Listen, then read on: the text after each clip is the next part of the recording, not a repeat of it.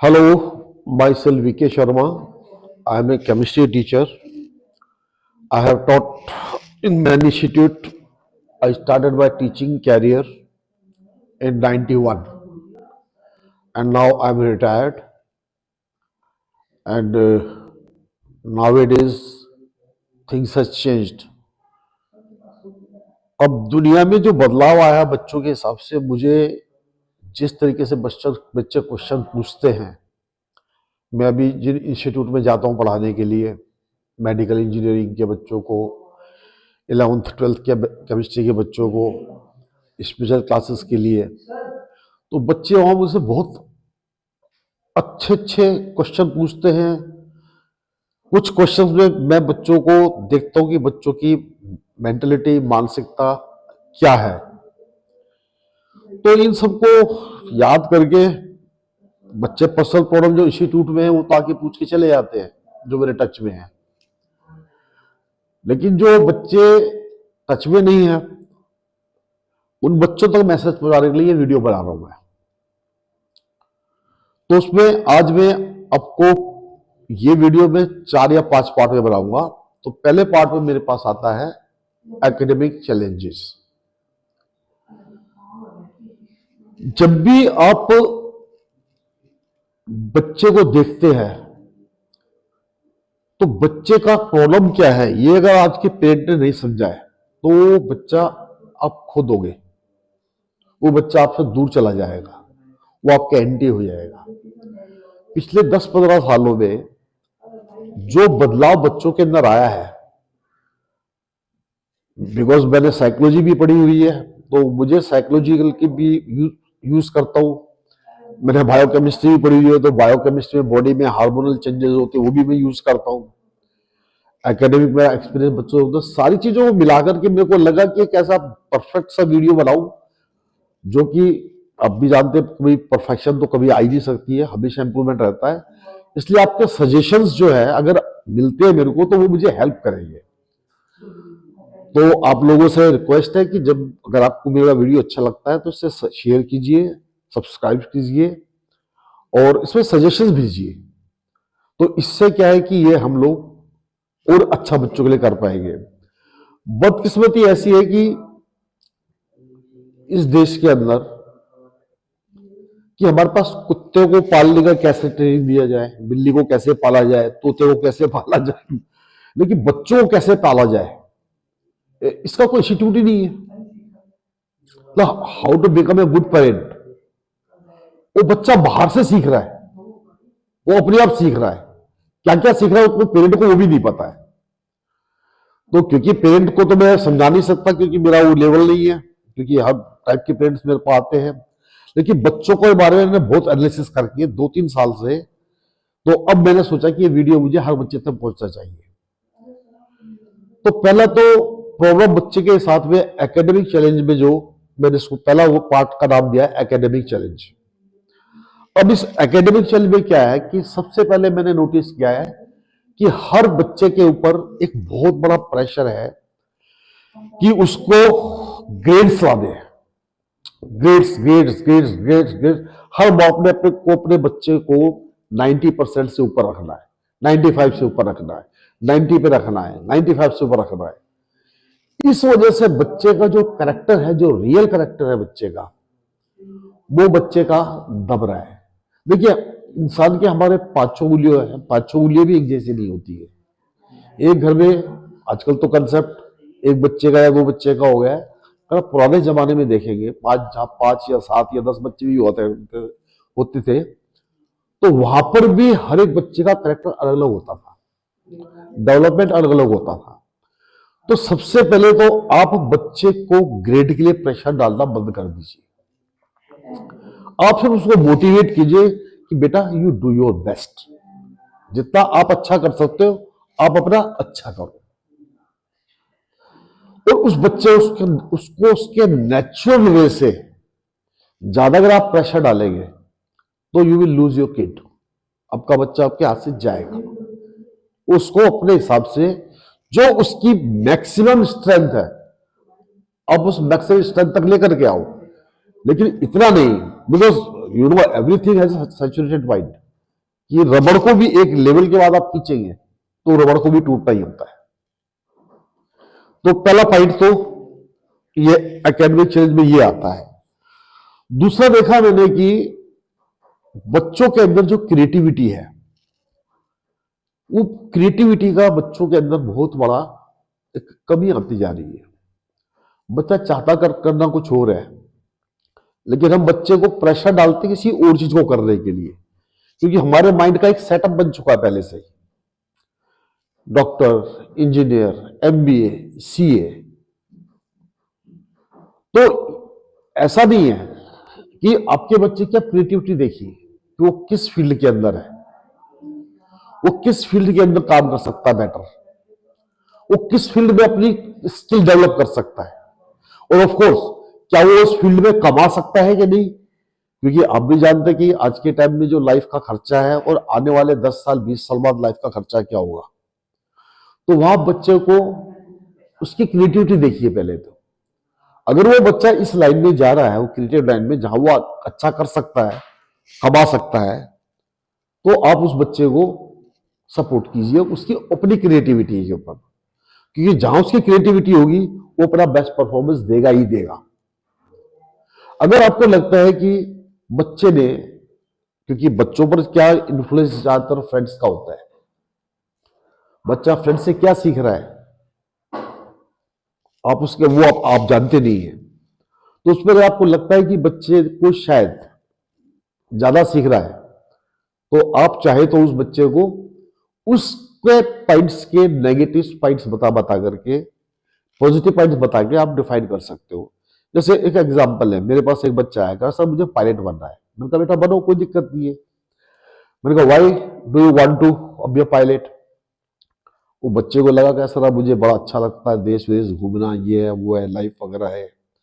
तो मैंने सिर्फ उसको एक बात कही, मेरा बेटा कैरियर बहुत अच्छा है, आप पायलट बन जाइए, एयरलाइंस में जॉब कीजिए, अब अच्छा खा कमाइए। लेकिन मैं उसको नेगेटिव पॉइंट नहीं बताया। मैंने कहा बेटा एयरक्राफ्ट बनते हैं पूरे वर्ल्ड के अंदर दो, बोइंग कंपनी आती है, एयरबस बनाती है, पायलट पैदा होते हैं 10,000। तो मैंने कहा अब देखो कि आप इस सर्वाइव कर सकते हो या नहीं कर सकते। तो मैंने कहा जो भी कर रहे हैं तो आप उसको चूज करके डिसाइड करो। तो मैंने ना उसको हाँ करा ना कहा, मैंने उसको दोनों पॉइंट बता दिए। सैलरी भी अच्छी है, ठीक है, जॉब मिलती है तो बहुत अच्छा है, जॉब नहीं मिलती है तो क्या, और वो बच्चे को डिसाइड कर देगा कि वो क्या करेगा। सेकंड क्या है कि हम बच्चों को ना जो आउटडेटेड कैरिकुलम्स होते हैं, उन आउटडेटेड कैरिकुलम्स के लिए ज्यादा एनकरेज करते हैं। नहीं हमारे जमाने का है, ये है, वो करो, अच्छा होगा बुरा होगा ये होगा, इम्पोज मत करो। जमाना बदल चुका है, बच्चों का नेचर बदल चुका है, जमाने की जरूरत बदल चुकी है, जमाने का तरीका बदल चुका है। अब आज के टाइम में क्या कैरिकुलम चल रहा है, जैसे अब मेरे पास आई एम ए काउंसलर, तो मेरे पास बच्चा आते हैं जी बच्चे को हमारे को इंजीनियरिंग करनी है, सर कौन सी इंजीनियरिंग कराए। तो बीइंग ए टीचर मुझे पता है कि आने वाला टाइम एआई का है, आर्टिफिशियल इंटेलिजेंस का है।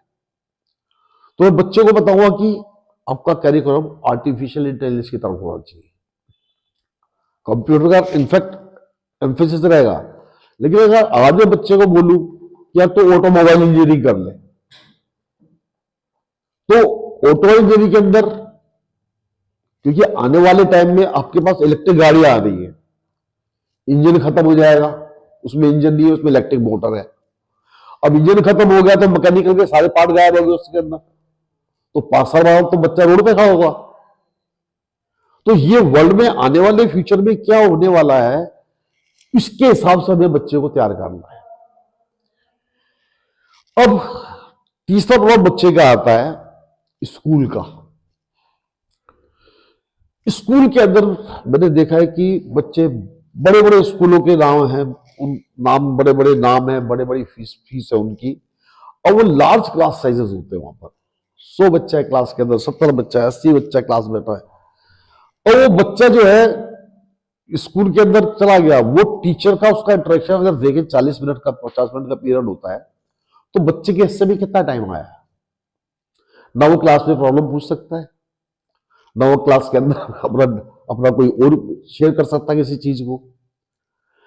अब इससे क्या होता है कि बच्चा आप स्कूल के अंदर कुछ सीख नहीं रहा है, और बच्चे के लिए आपको ट्यूशन लगानी पड़ रही है। आप स्कूल में भी पे कर रहे हैं और आप ट्यूशन में भी पे कर रहे हैं, आप दोनों जगह पे कर रहे हैं, और उस पेमेंट को कमाने के लिए आप दिन रात भाग रहे हैं। तो ये एक बहुत बड़ा प्रॉब्लम है। और ये बड़े स्कूल और बड़े नामी स्कूल जो होते हैं, मैं ये नहीं कहता कि आप अपने बच्चों को बड़े स्कूल में नहीं पढ़ाइए, मेरा उससे कोई मतलब नहीं है। आप बच्चों को किसी भी स्कूल में पढ़ाइए जो आपका जैसा जिसका कैपेसिटी है। मेरा प्रॉब्लम है कि बच्चों को होमवर्क जो मिलता है वो इतना ओवरलोडिंग होता है, वो बच्चा सारा दिन homework school, homework school, homework school, यही फंसा रहता है। और उस सर्कल के अंदर ही बच्चे का पूरा डेवलपमेंट खत्म हो जाता है। तो एक बच्चे का ये साइकोलॉजिकल प्रॉब्लम मैं ये देख रहा हूं। नेक्स्ट, अगर आप देख रहे हैं कि बच्चा आपके किसी स्कूल में पढ़ रहा है, तो आप देखिए कि स्कूल के जो टीचर्स हैं या जो ट्यूशन सेंटर में पढ़ रहा है, वो उनके रिजल्ट्स क्या क्या है, कि वो किस टाइप का रिजल्ट दे रहे हैं स्कूल को। सपोज एक स्कूल में है, आप देख रहे हैं कि वहां बच्चे 50 बच्चे हैं, suppose let's take science stream में 50 बच्चे, कॉमर्स में 50 बच्चे हैं, आर्ट्स में 50 बच्चे हैं। अब साइंस स्ट्रीम में उनके 40 बच्चे 90% जा रहे हैं, तो साइंस स्ट्रीम के लिए आप वो स्कूल चुनिए। कॉमर्स में जो बच्चे 90% जा रहे हैं वो चुनिए। हो सकता है कि एक स्कूल के अंदर साइंस का अच्छा सेक्शन स्टाफ हो, एक में कॉमर्स का अच्छा हो, एक में आर्ट्स का अच्छा हो। तो ये आपको बहुत ध्यान देना, ये पेरेंट का काम है कि वो स्कूल की पूरी जानकारी लेकर के तो ही बच्चे का एडमिशन कराए। नेक्स्ट प्रॉब्लम क्या आता है, और ये हर सोसाइटी में होता है, ये थोड़ा सा वाइड टॉपिक है। अब देखिए क्या होता है, इसको ग्रेडिंग बोलते हैं बेसिकली। जो ग्रेडिंग का मतलब है,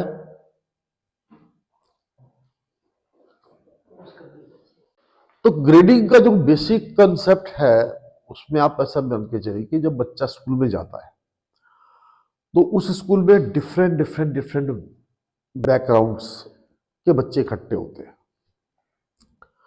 अब वहां पे, और ये हर स्कूल में होता है, आप चाहे किसी भी स्कूल का देख लीजिए, बस क्या है, कुछ की बातें उछल के सामने आ जाती है, किसी की आती नहीं है, होता हर स्कूल के अंदर है। मैं तो टीचर हूं, मुझे तो बच्चों की क्रॉस क्वेश्चनिंग के अंदर में इतनी इंफॉर्मेशन मिल जाती है कि मैं तो ग्रंथ लिख सकता हूं उसके ऊपर पूरा। पर उसका मैं आपको जो शॉर्टकट बता रहा हूं ये है कि जैसे स्कूल में आप जाते हैं तो ग्रुपिंग शुरू हो जाती है, ग्रेडिंग। फैशन वाले स्टाइलिश बच्चों का अलग ग्रुप बन जाता है, चाहे वो लड़के हो चाहे लड़कियां। दादा किस्म के लोग, उनका अलग ग्रुप बन जाता है। पढ़ाकू बच्चों का अलग ग्रुप बन जाता है। स्पोर्ट्स वालों का अलग ग्रुप बन जाता है। हर टाइप का जो ग्रेडिंग है ना, वो स्कूल में अच्छा बुरा जो भी आप समझे इसको, लेकिन ग्रेडिंग होती है। हमारी सोसाइटी में भी होता है, तो सोसाइटी वाला नहीं जाते अभी हम लोग, हम अपने बच्चे तक ही सीमित रहते हैं। तो ये ग्रेडिंग हर स्कूल में चलती है। अब आप देखिए कि कहीं आपका बच्चा गलत ग्रेडिंग तो नहीं चला गया, क्योंकि मैंने जिंदगी में अपने 35 साल के कैरियर में बहुत अच्छे बच्चों को बर्बाद होते हुए देखा है। बहुत अच्छे अच्छे बच्चे, वेरी ब्राइट, वेरी ब्रिलियंट, जिनसे मुझे बहुत एक्सपेक्टेशन थी, लेकिन सिर्फ 2 साल। यहां मैं थोड़ी बायोकेमिस्ट्री यूज करूंगा, क्योंकि ये जो 17, 16, 17, 15, 16, 17, हमारे टाइम में ये एज हुआ करते थे 21, 22, 23, 24। लेकिन आज को उसको आप समझ लीजिए, बच्चे के जो हार्मोन्स हमारे टाइम में 22, 25, 26 साल में डेवलप होते थे, वो आज के बच्चे में 15, 16, 17 साल की उम्र में डेवलप होने शुरू हो चुके हैं। तो वो बच्चा जो हम 25 साल, 21, 22, 23, 24 साल, 25 साल, 26 साल में जो हमारे थॉट्स को जो एक्सपोजर होता था, वो आज के बच्चे का एक्सपोजर 15, 16, 17 साल की उम्र में हो चुका है। अब आप पेरेंट है तो मेरी बात को समझ जाएंगे, मैं आगे इसको एक्सप्लेन नहीं कर पाऊंगा आपको, क्योंकि ये फैमिली वीडियो है, बाकी आप समझ सकते हैं। तो ये ग्रेडिंग से देखो कि आपने के बच्चे ने क्या रोग ग्रेडिंग पकड़ ली है। अब मैं इसमें थोड़ा सा और डी जाऊँ तो किसे हमारे टाइम में जैसे है कि सिगरेट पीने वाला बच्चा एक बहुत बुरा बच्चा बना जाता था, और आज मार्केट में इतनी सारे केमिकल्स हैं, बिकॉज मैं केमिस्ट्री पढ़ाता हूं तो मुझे पता है इतने सारे मेडिसिन हैं, इतने सारे केमिकल्स मार्केट्स में कि once a child get even a single dose, उसका एडिक्शन हो गया समझ लो।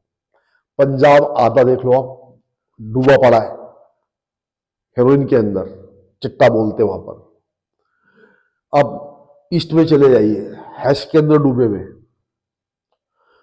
यूपी में चले जाइए, किसी भी स्टेट में चले जाइए, किसी भी स्कूल में चले जाइए, तो आपको अपने बच्चे की हरकतों पे, क्या वो ज्यादा नींद ले रहा है, ज्यादा सो रहा है, पढ़ाई से ध्यान, पढ़ाई में उसका इंटरेस्ट खत्म हो गया है, तो यहां पे आपको बच्चे को डांटना नहीं है, काउंसलर के पास लेके जाना है, उसका ट्रीटमेंट कराना है, मेडिसिन देनी है, और बच्चे का साथ देना है।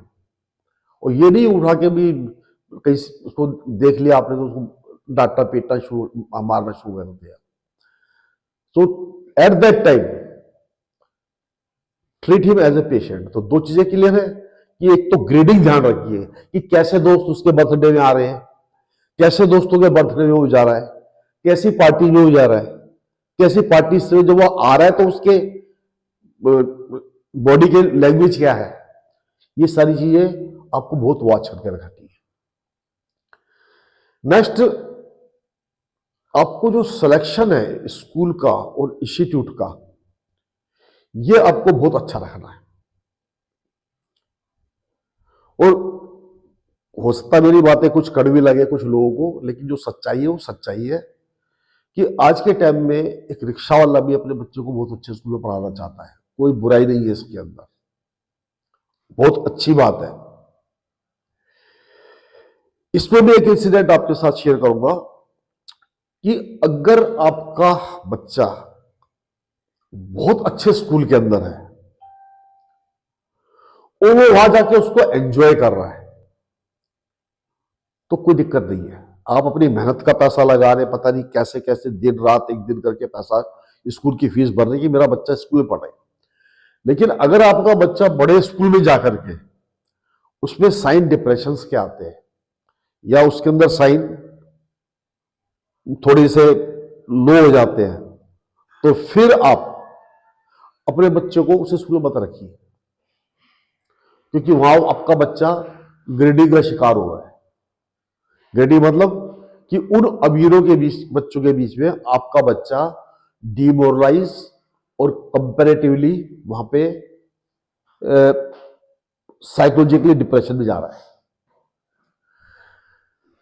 नेक्स्ट एक प्रॉब्लम आता है, ये मैंने बहुत देखा है कि पेरेंट्स जो है,